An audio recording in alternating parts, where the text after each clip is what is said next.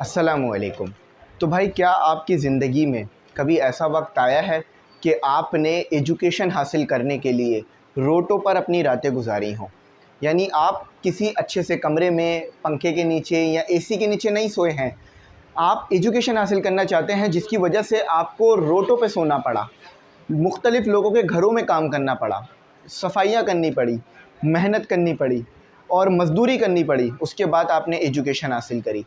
तो Booker T Washington, ये हमारे पास एक बेहतरीन एग्ज़ाम्पल हैं उन बच्चों के लिए जो समझते हैं कि अगर हमारे पास बहुत पैसा नहीं है तो हम एजुकेशन हासिल नहीं कर सकते। तो बुकर टी एजुकेशन ने बहुत हार्ड वर्क देखा, बहुत मुश्किलात गुजारी, लेकिन उसके बाद ये एक जो है वो एजुकेटर बने, ठीक है, एक ऑथर बने और बहुत सारे अमेरिकन प्रेसिडेंट के ये एडवाइज़र रहे या अमेरिकन प्रेसिडेंट्स के ये एडवाइज़र रहे हैं। तो ये पढ़कर हो सकता है कि आपकी आंखों में आंसू तक आ जाएं, क्योंकि इन्होंने बहुत बड़ा बुरा वक्त गुजारा जो कि हम सोच भी नहीं सकते वो वक्त इन्होंने गुजारा। तो चलें स्टार्ट करते हैं। और इस चैप्टर को पढ़ने से पहले हम ये चीज़ अपने जहन में रखेंगे कि अब हमने जो है ना एजुकेशन को हासिल करना है, हंसी मजाक दूसरी चीज़ों को पीछे छोड़ देना है, ठीक है, कि हम कर नहीं सकते या पैसे नहीं हैं, इन सब चीज़ों को पीछे छोड़ना है और सिर्फ एजुकेशन हासिल करनी है। ऑनलाइन भी बहुत सारे प्लेटफॉर्म हैं जहाँ से आप बहुत अच्छी एजुकेशन हासिल कर सकते हो। तो चलो स्टार्ट लेते हैं। अच्छा, स्ट्रगल फॉर एन एजुकेशन यानी तालीम हासिल करने के लिए जद्दोजहद। और ये जद्दोजहद किसने की? ये जद्दोजहद की बुकर टी वॉशिंगटन ने, ठीक है। बुकर टी वॉशिंगटन के बारे में मैंने बता दिया। इनकी पैदाइश जो है वो 1856 की है और इनका जो इंतकाल है, यानी ये कब इस दुनिया से गए, 1915 में, यानी 1915 में ये इंतकाल कर गए। लेकिन इन्होंने इस दौरान काफ़ी कामयाबी हासिल करी, ठीक है, एजुकेशन हासिल करने के बाद। अच्छा, अब देखो यहाँ पर लिखते हैं क्या है, स्टार्ट ही मुश्किल से होता है, यानी इनकी ज़िंदगी शुरू ही मुश्किलात से होती है। तो मैं सेंटेंस बाय सेंटेंस पढ़ूंगा और एक्सप्लेन करूंगा, बहुत अच्छी बात समझ आएगी इंशाल्लाह। नोट्स इस बुक के बन गए हैं, बाय करने हो तो बाय कर लेना, 150 उसकी फ़ीस है। अच्छा, लिखा हुआ है वन डे, एक दिन, while at work in the coal mine, I happened to overhear two miners talking about a great school for colored people somewhere in Virginia। तो एक दिन ये माइन में काम कर रहे होते हैं, यानी कोयले की खान में जो है ये काम कर रहे होते हैं। ये जब काम कर रहे होते हैं तो इनको कुछ आवाज़ें आती हैं और ये सुनते हैं, ठीक है। यहाँ पर जो लिखा हुआ है ना, वर्ड लिखा हुआ है कलर्ड पीपल। कलर्ड पीपल का मतलब होता है जो कि काले रंग वाले होते हैं, यानी जिनका रंग काला होता है या अफ्रीकन टाइप लोग, उन्हें कलर्ड पीपल कहा जाता है। तो पहले के दौर में ऐसा हुआ करता था कि भाई गोरे और काले, यानी जो गोरे लोग होते थे उनको ज़्यादा इज्जत मिलती थी, जो काले लोग होते थे उनको कम इज्जत मिलती थी, रेसिज्म होता था। लेकिन अब ये चीज़ें ख़त्म हो चुकी हैं, पहले हुआ करता था। तो पहले गोरे लोगों के लिए तालीम हासिल करना आसान थी और काले लोगों के लिए, यानी जिनका रंग काला है या जो कि ब्लैक पीपल भी जिन्हें कहा जाता है, उनके लिए तालीम हासिल करना बड़ा मुश्किल थी। तो ये एक सेया फार्म, जिन्हें आप सेया फार्म भी कहते हो ईज़िली, तो ये एक सेया फार्म शहरी थे, तो इनके लिए चीज़ें बहुत मुश्किलात थी, ठीक है। तो कोल माइन में ये काम करते हैं, इनको दो लोग बातें करते हुए सुनाई देते हैं और वो बातें क्या कर रहे होते हैं, वो बातें कर रहे होते हैं एक ऐसे स्कूल की जो वर्जीनिया में है, जहाँ पर जो सेया फार्म लोग हैं, यानी जो काले लोग हैं, उनको तालीम दी जाती है। देखो, मैं ये काले का वर्ड इस्तेमाल कर रहा हूँ ये इसलिए ताकि आपको ईजी करके समझा सकूँ। सिया फार्म अब मैं अल्फाज इस्तेमाल करूँगा। सिया फार्म का मतलब क्या है, जिनकी स्किन काली होती है, चाहे वो लड़का हो या लड़की, दोनों हो सकते हैं। अच्छा, यहाँ पर सिया फार्म से मुराद सिर्फ काली स्किन नहीं है, बल्कि वो लोग जो कि साउथ अफ्रीका या जो अमेरिका में काले रंग के होते हैं, उनको कहा जा रहा है, ठीक है। अब आगे पढ़ते हैं। This was the first time that I had ever heard anything about any kind of school or college that was more pretentious than the little colored school in our town। ये पहली बार था कि इन्होंने कोई ऐसे स्कूल के बारे में सुना कि जहाँ पर सिया फार्म लोगों को तालीम दी जाती हो। इनके इलाके में भी था ऐसा स्कूल, लेकिन जिस स्कूल के बारे में इन्होंने सुना था वो ज़्यादा प्रिटेंशियस था। प्रिटेंशियस यानी नुमाइशी, जो कि बहुत अच्छा लग रहा हो सुनने में, ठीक है। तो ये सुन के बड़ा हैरान हुए कि कोई ऐसा स्कूल भी है कि जहाँ पर जो हमारे ये सिया फार्म लोग हैं इन्हें भी तालीम दी जाती हो और उन्हें भी मौका मिलता हो आगे बढ़ने का। तो अब देखो ये करते क्या हैं, ठीक है। बहुत सारे वर्ड्स जो कि रियल टेक्स्ट में थे इसमें से हटा दिए गए हैं, यानी इस टैक्स में हटाए गए हैं ताकि थोड़ा टैक्स को बेहतर बनाया जा सके, क्योंकि इसमें बहुत ऐसे अल्फाजात भी इस्तेमाल हुए थे जो कि नहीं अमूमन इस्तेमाल किए जाते हैं स्कूल लाइफ में।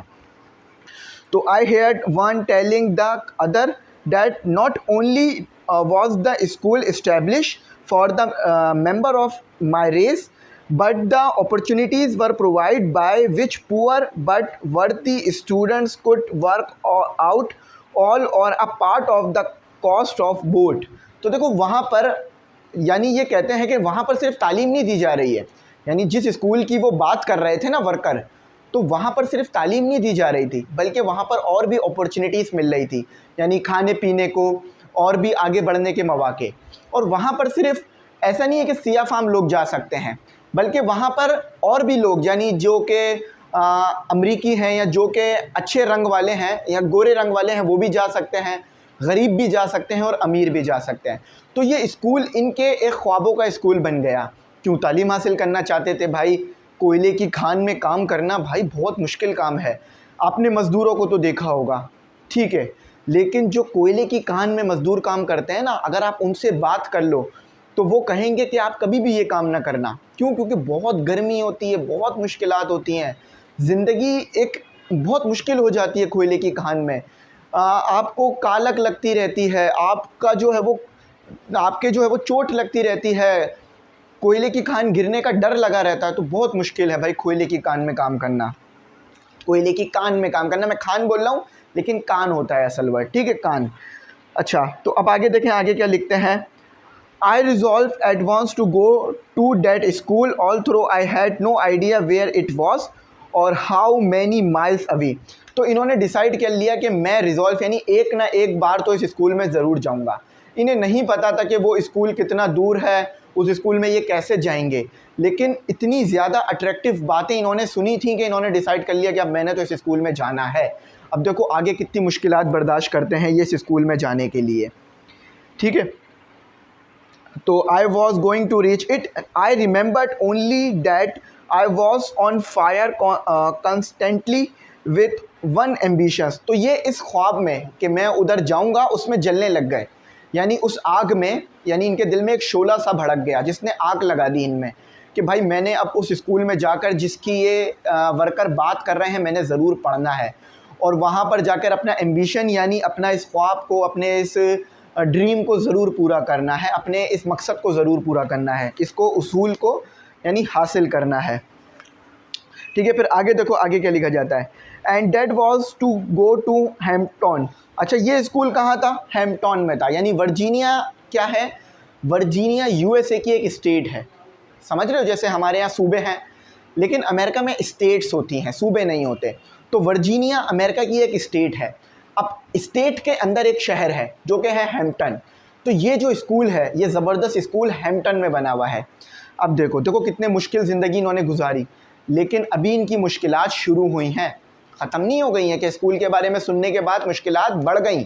पहले तो कोयले की खान में काम कर रहे थे लेकिन घर में तो सो लेते थे, लेकिन अब इनकी मुश्किलात बढ़ती हैं। वाइल एट वर्क हेयर, जबकि वो यहाँ पर काम कर रहे थे, तो I heard of a vacant position in the household of General Lewis Ruffner. तो जब वो यहाँ पर काम कर रहे थे यानी इस कोयले की खान में, तो वो ये बात समझ गए थे, इसको मैं थोड़ा सा और इजाफी चीज़ें डाल रहा हूँ क्योंकि वो यहाँ पर नहीं है। तो वो ये बात समझ गए थे कि इस कोयले की खान में काम करके तो वो उस स्कूल में नहीं जा सकते।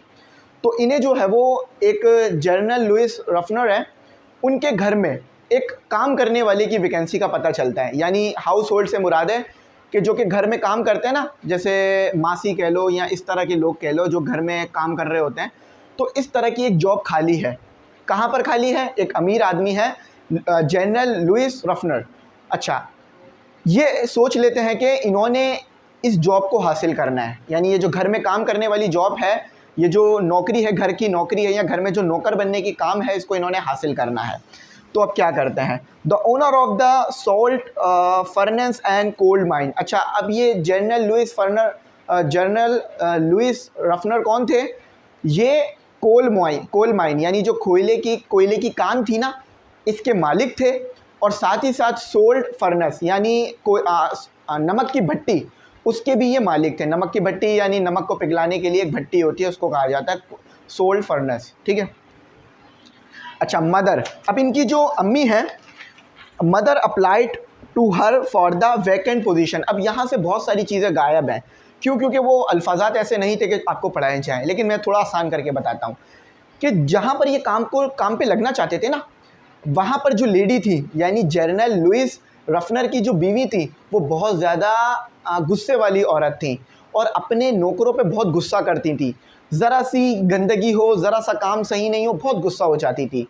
तो इनको ये बात पता थी, लेकिन फिर भी इन्होंने डिसाइड किया कि मैं फिर भी इस कोयले की खान से निकलूँगा, उनके पास काम पे लगूंगा जाके। तो इनकी अम्मी जो हैं यानी इनकी जो मदर हैं, वो इस जॉब के लिए अप्लाई करती हैं, इस वैकेंसी के लिए, ताकि इनको ये जॉब मिल जाए। ठीक है, अक्सर आपने देखा होगा ना, आपको स्कूल में दाखिला लेना होता है तो आप खुद तो नहीं जाते, आपके पेरेंट्स जाते हैं। तो इसी तरह से ये छोटे हैं तो इनको जॉब पे लगाना है, तो इनके पेरेंट्स यानी इनकी मदर गई। अच्छा, I was hired at a salary of $5 per month.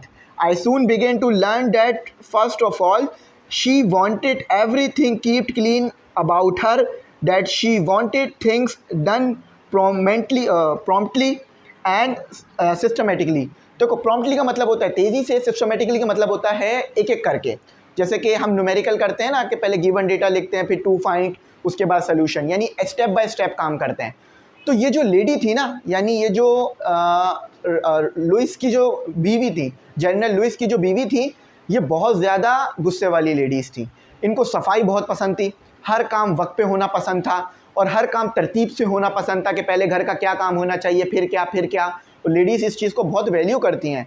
जो मेरी बहनें देख रही होंगी मुझे, उनको ये बात पता होगा कि उनकी मदर्स जो हैं वो इस चीज़ को जो है वो काफ़ी वैल्यू करती हैं कि पहले घर की सफाई हो, यानी पहले झाड़ू निकले, फिर बर्तन धुलें, फिर खाना पके, ताकि एक तरतीब से काम हो, बेतरतीब काम ना हो।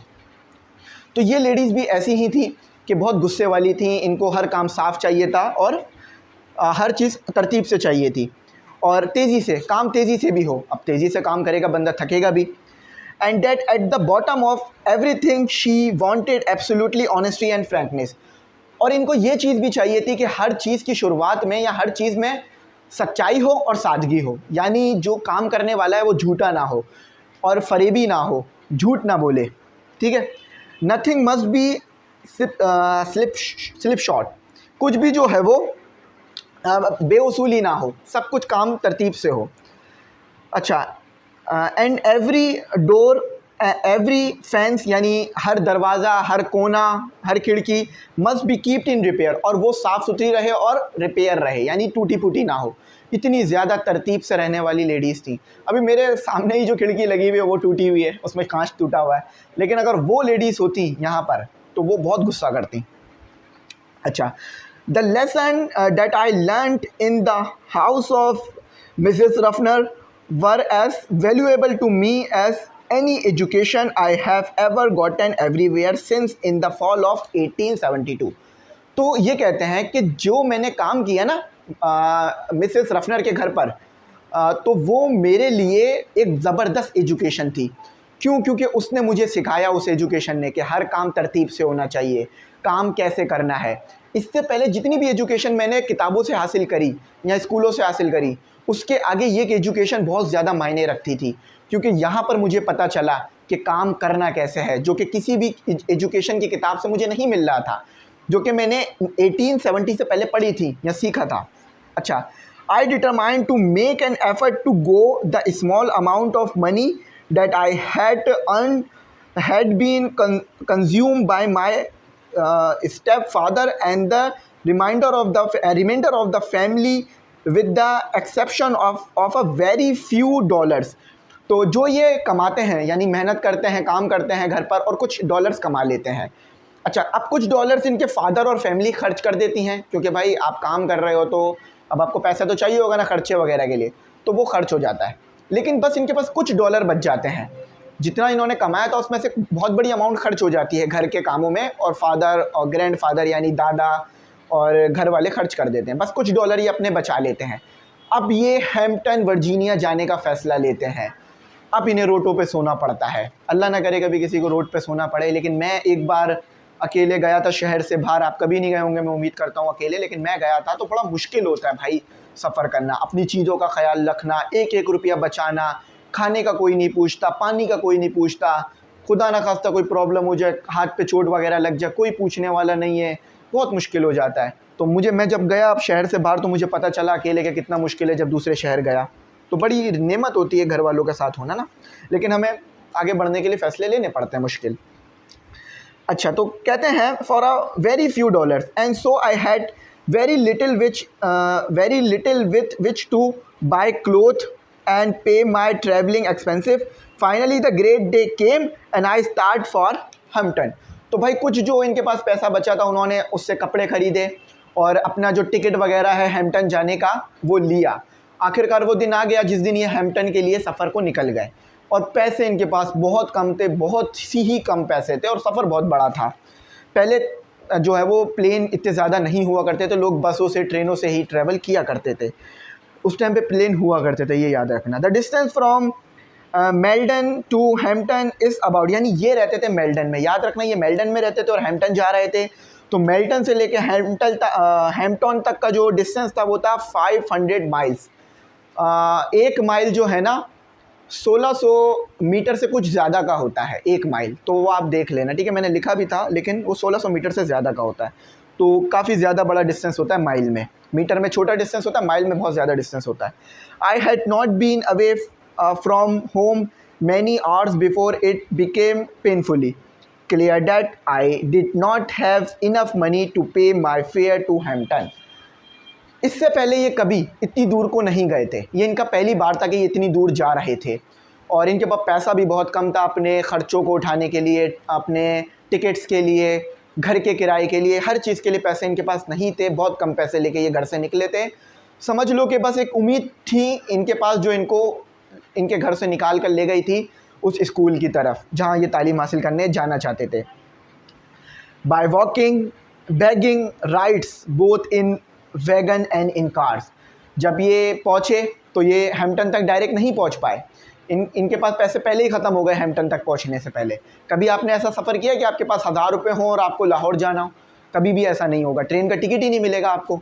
लेकिन अगर आप सफ़र शुरू कर दो तो कितना मुश्किल हो जाएगी, आपको लिफ्ट लेना पड़ेगा, लोगों से भीख मांगनी पड़ेगी, लोगों से गाड़ी में लिफ्ट लेना पड़ेंगी, खाना नहीं होगा, कितना मुश्किल हो जाएगा। इनके साथ भी ऐसा ही हुआ, पैसे नहीं थे, एक उम्मीद थी, घर से निकल गए तो इन्होंने भीख मांगी लोगों से, मतलब जो है वो लोगों से लिफ्टें मांगी, लोगों से मदद मांगी, फिर जाके ये कुछ आगे तक पहुँचे। लेकिन हैम्पटन तक फिर भी नहीं पहुँच पाए ये। देखो फिर होता क्या है। In some way after a number of days, कुछ दिनों बाद, क्योंकि सफ़र बहुत लंबा था तो इन्हें कुछ दिन लग गए, और कुछ दिनों बाद I reach the city of Richmond. तो ये रिचमंड तक पहुंच सके। रिचमंड अभी भी ये हैम्पटन से कितना दूर है, आगे लिखा हुआ है वर्जीनिया। अब वर्जीनिया तो पहुंच गए हैं लेकिन हैम्पटन नहीं पहुंचे हैं, रिचमंड पहुंच पाए हैं। About 82 miles from Hampton. अच्छा, रिचमंड जो था वो 82 माइल दूर था हैम्पटन से, यानी अब इनके पास कुछ भी नहीं है, जेब बिल्कुल खाली, खाने को कुछ पैसा नहीं, 1 रुपया भी सफ़र करने को नहीं है। रिचमंड में मौजूद है, हैम्पटन तक जाने के लिए इनके पास कोई पैसा नहीं है, ये खाली जेब बैठे हुए हैं। ये मुझे अपने वो टाइम याद आ गया कि जब मैं भी सफ़र पे निकला था एक दिन, बड़ा मुश्किल था भाई। When I reach there tired hungry and dirty. जब ये वहाँ पर पहुँचे, यानी जब ये रिचमंड पहुँचे तो डर्टी यानी गंदे हो गए थे, भूखे थे, थके हुए थे, पैसा भी नहीं था कि होटल में रूम ले लेते। देखो क्या करते हैं, अब रोटों पे सोते हैं। It was late in the night, और जब ये पहुँचे तो रात हो चुकी थी, और काफ़ी रात हो गई थी। I had never been in a large city, और वो कभी इस तरह की बड़ी सिटी में आज तक नहीं पहुँचे थे। पहली बार कोई ऐसी सिटी में ये पहुँचे थे कि जो इतनी बड़ी हो, और बड़ी सिटी के लोग बहुत कम ही मदद कर रहे होते हैं, ठीक है। और ख़ास तौर पे तो ये आपको पता है किस मुल्क की बात हो रही है। अच्छा, and this rather added to my misery, और ये इनकी बदकिस्मती थी कि इनकी बदकिस्मती, माइसरी का मतलब होता है बदकिस्मती। When I reach Richmond, I was completely out of money। जब ये रिचमंड पहुँचे इनके पास सारा पैसा ख़त्म हो गया, 1 रुपया भी नहीं बचा। I had not a single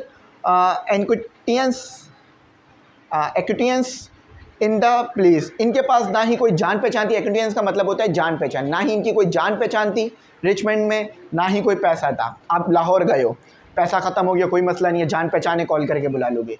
अब जान पहचान भी ना हो तो क्या करोगे? ये इनके साथ हुआ, कोई जान पहचान नहीं है, ज़िंदगी मुश्किल। ये हकीकत है, कोई कहानी नहीं समझना इसे, ये एक हकीकत है जो एक इंसान ने बर्दाश्त की है। सेया फार्म था, काले थे, मतलब हमें काला यहाँ पे होना बुरा समझा जाता है, तो मैं पढ़ाने के लिए समझा रहा हूँ। पढ़ाने के लिए इंसान बहुत आगे तक जाके बताता है चीज़ों को, लेकिन आज भी वही दौर है कि कालों को आज भी बुरा ही समझा जाता है, आज भी कोई ज़्यादा चेंजेस नहीं आए हैं, ठीक है। बदल गई हैं सोचें, लेकिन ज़्यादा नहीं बदली हैं। Just about the time when I reach extreme physically exhaustion, I came upon a portion of a street where the broad sidewalk was considerably, अच्छा ब्रॉड साइडवॉक यानी एक बड़ी फुटपाथ मौजूद थी और वो ऊपर की तरफ जा रही थी, और वहाँ पर एक पोर्शन था, ये वहाँ पर आके रुक गए। यानी पोर्शन में नहीं जा रहे हैं, एक ऐसी जगह है, समझ लो कि पोर्शन बना हुआ है, बड़ी सी स्ट्रीट है, बड़ी सी गली है, और वो गली ऊपर की तरफ जा रही है, यानी ऊपर की तरफ एलिवेटेड है, यानी वो थोड़ी। अच्छा, तो ये हो गया हमारा। तो I waited for a few minute, ये वहाँ पर कुछ देर के लिए इंतज़ार करते हैं। Till I was sure that no passer, passer का मतलब राहगीर, गुजरने वाले। तो कुछ देर इंतज़ार करने के बाद इन्हें समझ में आ जाता है कि अब यहाँ से कोई गुजरने वाला नहीं है। तो बाय कुड सी मी, जो कि इन्हें देख सके। And then crept under the side walk, ये हल्के हल्के, क्रिप्ट का मतलब होता है हल्के हल्के, रफ्ते रफ्ते, धीमे धीमे चलकर साइड वॉक यानी जो फुटपाथ थी उसके पास चले गए, नीचे चले गए। एंड ले for the night upon the ground with my satchel of clothing for a pillow. समझ में आई बात? कहते हो ना मुश्किलात हैं, इतनी तो मुश्किलात नहीं होगी किसी के ऊपर। ये वीडियो घर पे बैठ के देख रहे होगे उम्मीद है, ठीक है, या कोचिंग वगैरह में, या अपने किसी रिलेटिव के घर। लेकिन कोई बच्चा ऐसा तो नहीं होगा कि ये वीडियो रोड पे बैठ के देख रहा हो और पढ़ रहा हो। मैं उम्मीद करता हूँ, हो तो मुझे ज़रा कमेंट सेक्शन में बताना। तो ये रोड पे सोते हैं, रोड पे रुकते हैं। इनका जो बैग था ना, बैग जिसमें कपड़े थे इनके, वो इनका तकिया बनता है। मेरे साथ भी एक बार ऐसा हुआ कि मैं गया था कहीं, तो मेरे पास तकिया नहीं था, तो मेरा जो बैग था उसको मैंने अपना तकिया बनाया था और उस पर सोया था। यकीन मानो रात भर करवटें बदलता रहा। क्यों? क्योंकि जिप चुपती कभी यहाँ पर, कभी कोई कपड़ा चुपता, कभी कोई बैग में रखा हुआ कंगा चुप जाता, कभी कोई, तो करवटें बदलता रहा। नींद नहीं आई, क्योंकि ना ज़मीन पे सर रख के सो पा रहा था ना बैग पे। तो इन्होंने अपने बैग को, इनका जो बैग था ना, उसको इन्होंने अपना तकिया बनाया और रात जो है वो गुजारी रोड पर। लेकिन अभी भी ऐसा नहीं है कि ख़त्म हो गई कहानी, बस ये एक ही रात इन्होंने रोड पे गुजारी। अभी बहुत सारी रातें इन्हें रोड पे गुजारनी हैं। Nearly all night I could here the tramp of feet over my head. जब ये रात गुजार रहे थे तो इन्हें लोगों के ऊपर से चलने की आवाज़ें आ रही थी। Next morning I notice that I was near a large ship. I went at once to the vessel and asked the captain to permit me to help unload the vessel in order to get money for food. तो ये जो हैं वो रात गुजारते हैं, road पर ही गुजार देते हैं। तो सुबह जब उठते हैं तो देखते हैं कि एक शिप जो है वो करीब है इनके, तो विसल की आवाज़ आती है। तो ये शिप के पास जाते हैं, कैप्टन के पास जाते हैं और कैप्टन से कहते हैं कि मुझे वो कुछ काम दे दें मजदूरी का, कि जो सामान है शिप का वो मैं उतारूँ चढ़ाऊँ, ताकि मेरा कुछ भला हो जाए और मुझे कुछ पैसे मिल जाएं जिससे मैं खाना पीना कर लूँ। ठीक है, तो आगे देखो क्या करते हैं। तो the captain a white man, captain एक जो है वो एक गोरा इंसान था, ठीक है, एक सफ़ेद फार्म शख्स था, ठीक है, सेया फार्म और एक सफ़ेद फार्म शख्स था, यानी वाइट स्किन वाला था। Who seem to be kind hearted, तो कैप्टन इन्हें एक रहम दिल से देखता है। और consent I work long enough to earn money for my breakfast, तो ये वहाँ पर काम करते हैं और कुछ पैसे इन्हें मिलते हैं जिससे ये ब्रेकफास्ट ख़रीदते हैं। तो and it seem to me as I remembered it now to have been about the best breakfast that I have ever eaten. तो जब ये काम करते हैं, ब्रेकफास्ट के कुछ पैसे कमा लेते हैं कैप्टन के ज़रिए से, तो ये कहते हैं कि जो ब्रेकफास्ट मैंने इन कमाए हुए पैसों से खाया, ये मेरी ज़िंदगी का सबसे अच्छा ब्रेकफास्ट था। क्यों? क्योंकि मैंने अपनी मेहनत से इस ब्रेकफास्ट को कमाया और अपनी ज़िंदगी में इस ब्रेकफास्ट को पाया। कभी खुद कमा कर खाओगे ना तो पता चलेगा कितना ज़्यादा स्वाद आता है, कितना अच्छा लगता है। इसका मतलब ये नहीं है मैं आपको कमाने का कह रहा हूँ, इसका मतलब ये है कि अगर काम वगैरह शुरू करोगे ना, छोटा मोटा ऑनलाइन या मेहनत करना शुरू करोगे, तो आपको पता चलेगा कि जो आपके कमाए हुए पैसे हैं वो कितने ज़्यादा, जब आप उससे चीज़ें खरीदोगे तो कितना ज़्यादा टेस्ट आएगा, क्योंकि मेहनत करी होगी आपने। ठीक है, तो my work please the captain so well that he told me if I decide I could continue working for a small amount per day। तो इनका जो काम है, यानी जो इन्होंने काम किया शिप पर, कैप्टन को बहुत अच्छा लगा। कैप्टन ने कहा कि भाई अगर तुम चाहो तो यहाँ पर काम कर सकते हो, लेकिन मैं तुम्हें कम ही पैसे दे सकूँगा। तो ये मेहनती थे, पहले माइन में काम किया, फिर एक ऐसे लेडीज़ के घर काम किया इन्होंने जो बहुत गुस्से वाली थी। अब कैप्टन के पास, तो कैप्टन तो अच्छा इंसान था, तो उसके पास काम करने इनके लिए आसान था, तो इन्होंने कैप्टन के पास भी काम किया। This I was very glad to do, और इन्हें बहुत अच्छा लगा ये काम करके, इनके लिए बहुत अच्छा रहा। I continue to sleep under the same side walk that gave me shelter the first night I was in Richmond. तो ये रिचमंड में रहे काफ़ी साल, इन्होंने जो है वो उसी फुटपाथ पर अपना रातों को सोए जहाँ पर ये पहली बार सोए थे। यानी इन्हें ऐसा नहीं है जॉब मिल गई थी तो घर आ गया, पैसा आ गया, नहीं, ये वहीं फुटपाथ पे सोते रहे, क्योंकि पैसे बहुत कम मिल रहे थे, क्योंकि मजदूरी में कितना पैसा मिलता है भाई। तो मैनी ईयर्स आफ्टर डैट, काफ़ी साल गुजर गए, इसी तरह से वो रोडों पे सोते रहे, हिम्मत नहीं हारी, वापसी नहीं गए घर को, अपने आगे स्कूल की तरफ जाने का इरादा बनाए रखा। तो भाई हम भी यूनिवर्सिटी जाते हैं, मैं तो सोचता हूँ बहुत थक गया मैं आज, इतनी दूर यूनिवर्सिटी। आज एहसास हो रहा है कि बहुत करीब है यूनिवर्सिटी, कि कम से कम घर तो वापस आ जाते हैं। हॉस्टल में भी कुछ लोग गुजारते हैं ज़िंदगी, तो वो बताते हैं कि खाना कितना मुश्किल होता है हॉस्टल में, कितना जो है वो उनको मुश्किल होती है खाने की वजह से, बहुत मुश्किलात हैं भाई। तो ज़िंदगी आसान नहीं है, जितना हम लोग सोचते हैं ना उतनी आसान नहीं है। The colour citizens of Richmond, यानी जो सिया फार्म लोग थे रिचमंड के, वो बहुत अच्छे थे। टेंडेड का मतलब नरम दिल वाले। Me a reception which was not far from the spot where I had slept the first night I spend in the city. तो रिसेप्शन यानी बहुत अच्छी तरह इस्तकबाल किया लोगों ने उनका, वहाँ पर उन्हें सोने दिया और उनको वहाँ से नहीं हटाया, जिसकी वजह से उन्हें काफ़ी रिलीफ मिल गया। देखो रोड पे सो के भी खुश हैं, बड़ी बात है भाई। कोई ऐसे में ऐसे नहीं इंसान नहीं है, अच्छे इंसान हैं, लेकिन मजबूरी की वजह से रोड पे सो रहे हैं। आई thank the captain of the whistle for this kindness. Whistle का मतलब यहाँ शिप लिया जा रहा है, ठीक है। तो इन्होंने शुक्रिया अदा किया कैप्टन का, क्योंकि कैप्टन ने इन्हें जॉब दी, जिसकी वजह से इन्होंने काफ़ी पैसा कमाया, काफ़ी मतलब थोड़ा पैसा कमा लिया कि इतना कि आप ये हैम्पटन जा सकें। And start again without any unusual occurrence I reach Hampton with a surplus of exactly 50 cents with which to begin my education। अच्छा, तो इनके पास कुछ 50 सेंट्स थे जिसको लेकर ये हैम्पटन की तरफ चले जाते हैं, और फिर उनको कोई परेशानी नहीं आती है, यानी रिचमंड से लेकर हैम्पटन तक ये ईज़िली पहुंच जाते हैं, ईज़िली चले जाते हैं, ठीक है। I presented myself before the head teacher for assignment. I presented myself before the head teacher for assignment to a class. तो ये हेड टीचर की तरफ जाते हैं और इनको मतलब कि इनको रख लिया जाए, ये हेड टीचर के पास पहुंचते हैं और उनसे असाइनमेंट मांगते हैं ताकि इन्हें इस स्कूल में एडमिशन दे दिया जाए। क्योंकि भाई देखो, बड़ी यूनिवर्सिटी, कॉलेज, स्कूल में एडमिशन लेने के लिए आपको टेस्ट, असाइनमेंट कुछ ना कुछ देना पड़ता है, जिससे पता चल सके कि आप एक काबिल इंसान हो और इस इदारे में पढ़ सकते हो, ठीक है। Having been so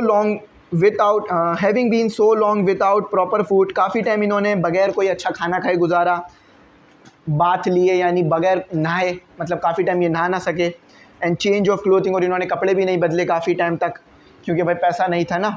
I did not of course make a very favourable impression upon her.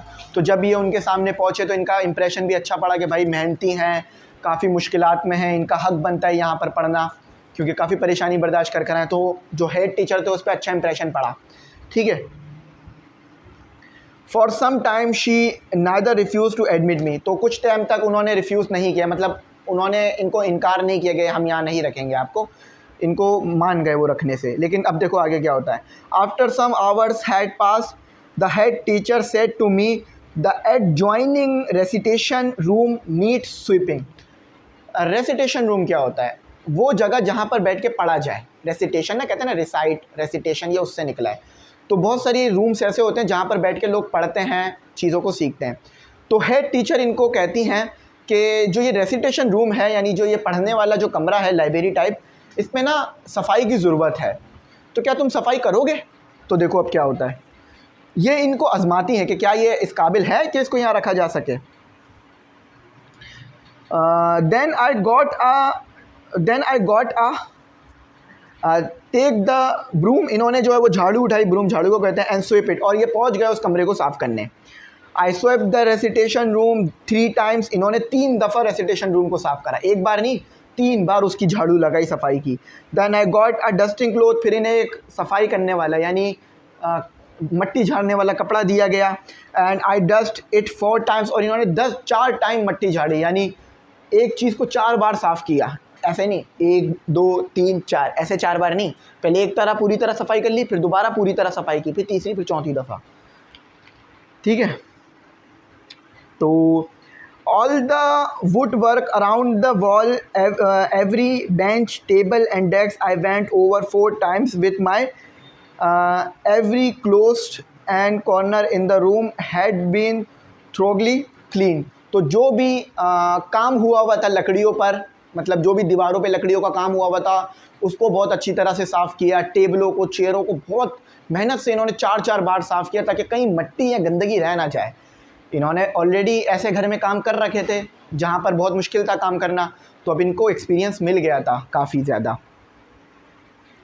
अच्छा, of the room When I was thought reported to the head teacher। अच्छा, जब इन्होंने सफाई कर ली तो इन्होंने फिर हेड टीचर को बुलाया। She was a Yankee, उनके पास एक यंकी था, यानी ये एक यंकी का वर्ड मैं अभी एक्सप्लेन नहीं कर रहा हूँ, आगे समझ आ जाएगा। Woman was new just where to look for dirt। She went into the room and inspect the floor and closed। Then she took handkerchief and rubbed it on the wood work about the wall and over the table and benches। अच्छा, इन्होंने क्या किया, उनको बुला कर लाए head teacher को। अब हेड टीचर ने क्या किया कि हेड टीचर आई, अपना हैंकरचीफ रुमाल लगाया, निकाला और उस रुमाल से सफाई करने लगी, यानी चेक करने लगी फेर कर कि अभी देखो ये बोर्ड सही से साफ़ नहीं है, आपको साफ़ नज़र आ रहा होगा। अगर मैं रुमाल निकाल के फेरूँ तो रुमाल काला हो जाएगा मेरा, जैसे मैं उंगलियों पे फेरूँ तो उंगलियाँ देखो काली हो गई ना मेरी। तो उन्होंने क्या किया, रुमाल निकाला, साफ़ किया। अगर गंदगी मौजूद होती तो फिर रुमाल तो गंदा हो जाता। तो जब उन्होंने देखा कि नहीं रुमाल गंदा नहीं हो रहा, उन्होंने एक एक जगह पे रुमाल फेरा, टेबल के पास और दूसरी जगहों पर। अब देखो आगे क्या लिखते हैं, about the wall and over the table and benches when she was unable to find one bit of dirt on the floor or a particles of dust on any of the furniture, she quietly remarked, I guess you will do to enter this institution। देखा, मिल गई ना कामयाबी। उन्होंने जब रुमाल को फेरा, जब उनको कोई डस्ट, कोई मट्टी, कोई कंकड़, कोई पत्थर नहीं मिला, तो उन्होंने कहा कि मुझे लगता है शायद तुम इस इंस्टीट्यूट में इंटर हो सकते हो और एडमिशन ले सकते हो आप। तो उन्होंने उनसे काम लिया, पहले उनको चेक किया कि क्या ये इंसान इस काबिल है या नहीं है।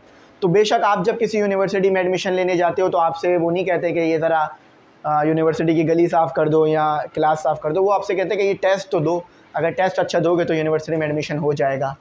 हम सबको कोई ना कोई ऐसी चीज़ें चाहिए होती है जो नहीं मिलती, लेकिन इसका मतलब ये नहीं है मेहनत करना छोड़ दें, अच्छे दिल से, सच्चे दिल से मेहनत करें। इनकी मेहनत यहाँ रंग लाई, अब इनको इस स्कूल में एडमिशन मिल गया, इन्होंने यहाँ से तालीम हासिल करी। I was one of the happiest soul on the earth. देखो, आपको तालीमी इदारों में एडमिशन मिलता है तो आप ये बोलते हो कि मैं इस दुनिया का सबसे लकीस्ट इंसान हूँ, नहीं कहते ना। लेकिन इन्होंने कहा कि मैं इस दुनिया का सबसे लकीस्ट इंसान हूँ क्योंकि मुझे यहाँ पर एडमिशन मिल गया। देखा तालीम की अहमियत। The sweeping of that room was my college examination. इस कमरे को साफ़ करना मेरा एक कॉलेज का एग्ज़ाम था। The sweeping of that room was my college examination। I have passed several examinations since then, but I have always felt that this was the best one I ever passed।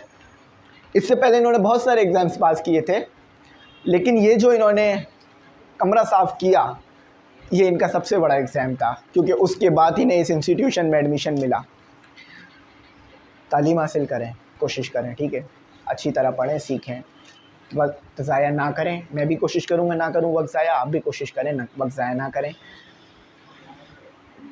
कोई भी मुल्क हो, इदारा हो, सूबा हो, इंसान हो, फ़र्द हो, ख़ानदान हो, अगर वो तरक्की हासिल करना चाहता है तो ये जो कुछ पर्चे हमें दिए जाते हैं पढ़ने के लिए, सीखने के लिए, इन्हें दिल लगा के पढ़ा करो, सीखा करो, खुश हुआ करो इनको पढ़कर और आगे बढ़ो, ठीक है। बहुत लोगों की उम्मीदें हैं आपसे, मेरी भी उम्मीदें हैं आप पर कि आप लोग कुछ करोगे ज़िंदगी में। मुझसे भी बहुत लोगों को उम्मीदें हैं, मेरी भी बहुत लोगों से उम्मीदें हैं। तो कोशिश करें तालीम अच्छी हासिल करें, ठीक है, मायूस ना करें। तो देखा इन्होंने कैसे, आते हैं अपने टॉपिक पर, कि इन्होंने कैसे तालीम के लिए इतनी मेहनत स्ट्रगल की, कोल माइन में काम किया, फिर लोगों के यहाँ झाड़ू लगाई, फिर रोटों पे सोए, शिप में काम किया, फिर ये इतनी मुश्किल से पहुँचे। ऐसा नहीं हुआ कि टिकट लिया direct Hampton, direct admission, direct enjoyment, नहीं। फिर ये कामयाब इंसान बने, एजुकेटर बने, ऑथर बने, बहुत सारे यूएस प्रेसिडेंट्स के ये एडवाइज़र बने, यानी उनको सलाह देने वाले बने, क्योंकि इन्होंने मेहनत करी ना। सिया फार्म थे, काली स्किन थी इनकी भी। क्या हुआ काली स्किन? ये कहीं लिखा हुआ है कि काली स्किन है तो फिर इंसान मेहनत नहीं करेगा, उसको कामयाबी नहीं मिलेगी? कहीं नहीं लिखा हुआ। छोड़ दो ऐसे लोगों की सोच, जो जिन कुछ, अब क्या बोलूँ मैं, छोड़ दो, ख़त्म करो बात इसको, ठीक है। तो अगर आपकी स्किन काली है तो इसका मतलब ये नहीं है कि आपको मौके कम मिलेंगे, बस आपने उन मौक़ों को हासिल करना, मेहनत करके आगे बढ़ना है। आई होप मेरी बात अच्छी लगी हो, अगर कुछ बुरा लगा हो तो भाई माज़रत ख़्वाह हूँ। हर बात इसीलिए करता हूँ ताकि आप लोगों के दिल में एहसास आ जाए कि पढ़ाई क्यों इम्पॉर्टेंट है। दुनिया का बेहतरीन लेक्चर भी मैं आपको इस चैप्टर पे दे देता ना, लेकिन मोटिवेशन नहीं देता तो बेकार थी। तो आई होप मुझे आपको अच्छा लगा हो। पढ़ना सीखना, नोट्स बाय कर लेना, 150 फ़ीस है, ठीक है, आपके लिए आसानी हो जाएगी।